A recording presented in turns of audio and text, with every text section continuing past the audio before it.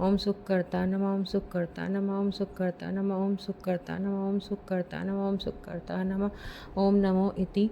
क्षम्य देव, मैं पूजा पाठ नहीं जानता, कुछ नहीं जानता। मेरा आवन पूजन पाठ मंत्र जप स्वीकार करें, मुझे इन कष्टों से निकालें, मेरी मनोकामना पूर्ण करें।